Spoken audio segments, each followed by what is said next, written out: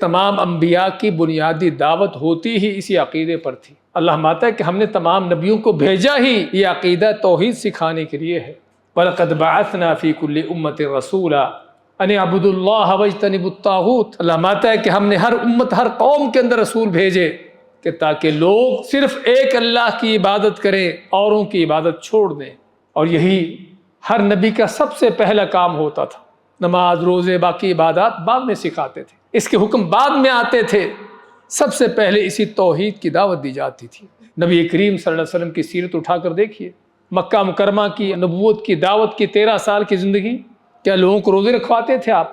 کیا لوگوں کو حج کے اعمال بتاتے سکھاتے تھے کیونکہ مکہ میں ہے؟